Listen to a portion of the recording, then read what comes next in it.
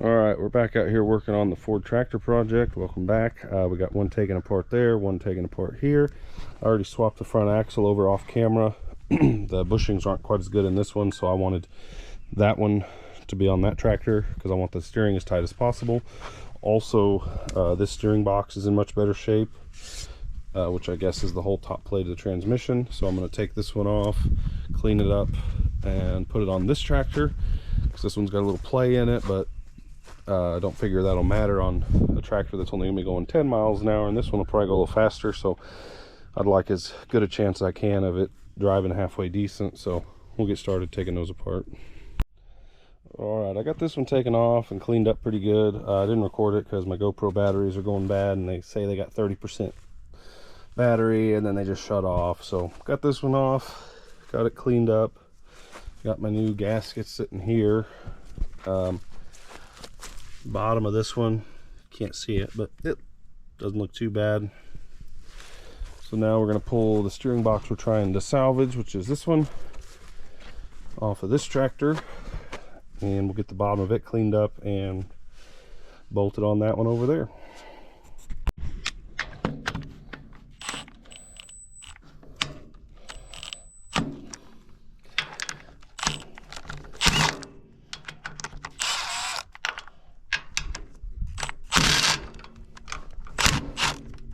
I don't know what size bolts those are, but they don't seem quite right. The other one had 11/16 on it.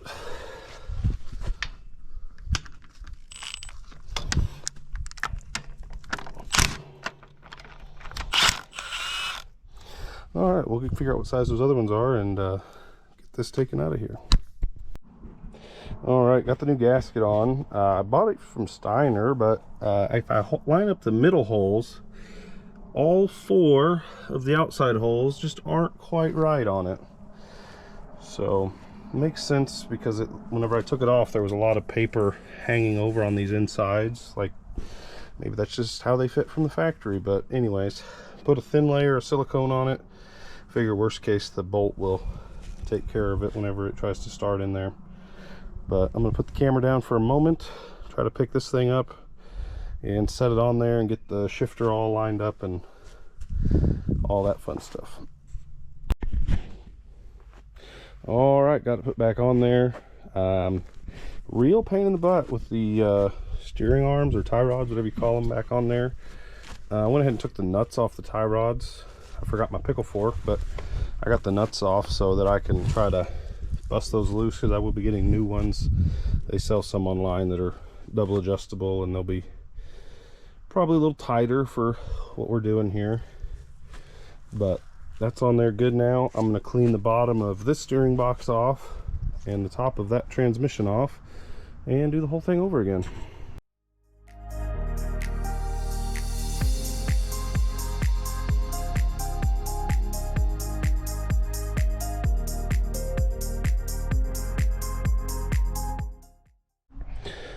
All right, I got it on. Word of wisdom here, something I learned. Put a tractor in neutral before you pull off the shifter, or at least remember what gear you're in. I was trying to put it in reverse and it was actually in first gear. So at least now we got it where it goes. Now I think I'll start trying to put this tractor back together so that it's operational and not just a lawn ornament. Put the gauges and stuff back on and see if the hood will fit. This front axle, the radiator mount's a little cockeyed, so we'll have to see if the hood will fit back on there.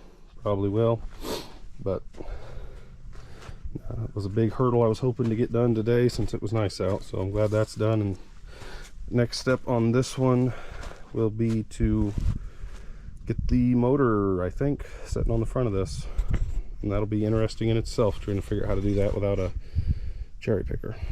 All right, we're back out here in the shed. Got the motor completely covered in dust because if anybody was curious, these guys make a lot of dust. Here's an update on them. They're like 2.5 to 3 weeks old. Some of them are a little older than others. I installed chicken wire because I found out they were big enough to jump over, and I don't really need them running around in the shed. So I'm gonna go get our chain, hook this thing up, and try to get it set on the tractor today. I want to get it kind of back to a rolling chassis, so to speak, so I can move it to better places, because it's kind of on this side of the shed over here, and it's real in the shade all day, so it doesn't ever warm up. But I enlisted some help from some modern machinery. So we've got a real tractor with front end loader to help put this back together, because it'll be a lot easier than trying to fine tune the lift on the back of the Farmall, because it doesn't do fine tuning. But we got this all ready to go back together. We got our shifter put on for the Sherman trans cotter pin. I went with a bolt and I double nutted it. It had like a piece of steel wedged in there that I had to cut out. I turned this shaft down a little bit so that it'll fit a GM throwout bearing, or a pilot bearing, sorry, without having to buy the $70 one. The throwout bearing feels real good, so we're just going to leave it alone, and I may try to throw it on there by myself, but I'll probably just wait till someone else can operate the tractor and I can guide it in by hand.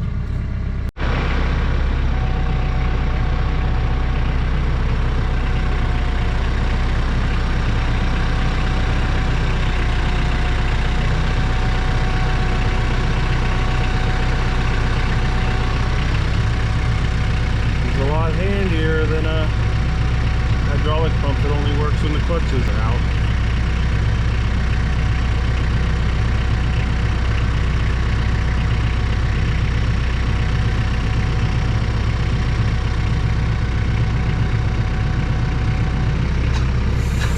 Okay, there we go. We missed it, but it slid on the forks. Boy, that looks real sporty on there. I finally got it on there. I did it by myself, so pat myself on the back. A lot of wiggling and grunting. Probably have a sore back tomorrow, but it's all lined up. It went all the way on by itself. I didn't have to pull it in with the bolts. So now I'm going to get started. I got 6 bolts I think I can put in that are threaded, and then the bottom 2 aren't threaded, so I'll have to get some longer bolts that'll go all the way through, and they'll come out up here by the oil pan. So that's pretty exciting to get this bolted on. Maybe even get the front axle bolted on, so we'll have ourselves a roller. All right, we got it bolted on there. I know I heard a comment last time that this looks orange, which it does on video, but it's very red. This looks orange in real life, and this looks red, so this will all be painted the same color eventually. Just wanted to kind of get it rolling. I noticed there's no hole here for this bolt to go through, because it's really close to this other bell housing bolt, I guess, so they didn't want to drill a hole in it. Also, this bolt hole is not quite lined up. It's a little bit too far down, so I can't get it in there, but it's still going to have 1, 2, 3, 4, 5, 6, 7 bolts holding it together, so probably good enough for what we're doing. Yeah, so now we'll probably figure out how to finagle this front end over here and try to get it sitting on there. Then the tractor can be sitting on its own wheels again.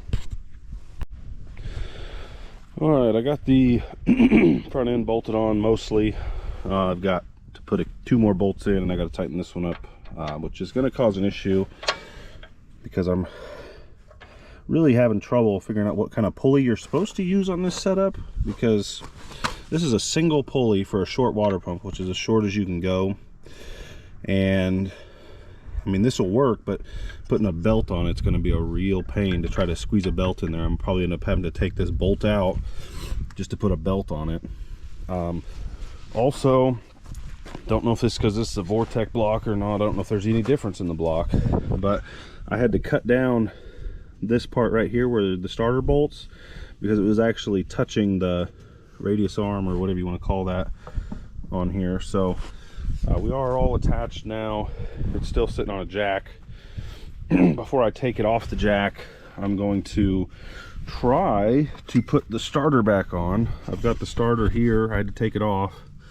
I rotated it to clear the block, but then it was hitting it hits the radius arm. So it might clear now, I don't know, but if the axle goes up, it's going to hit it and break it off. So I'm going to, it's adjustable, so I'm going to roll it up one hole and see if it'll still fit. All right, I got the starter back on. I had to grind down this aluminum block that it mounts to. It's a real tight fit, but there's a little bit of daylight through there. I think what I'm going to do also, eventually I'm going to take these bolts out and I'm going to slide this out a hole, which should be like 2 inches or something like that, which will give me a little more clearance here, because I'm a little nervous with as tight as this is to the solenoid that if I go over a hill and this tire comes up, that it'll bust my starter off, which I really don't want to do. So there it is for now. There's a little short video for you today, but just keeping the progress going on this thing. My next step, I'm got to order me some new steering tie rods. These here, they got a little bit of play in the balls, so I can get a new set for it that are adjustable on both ends.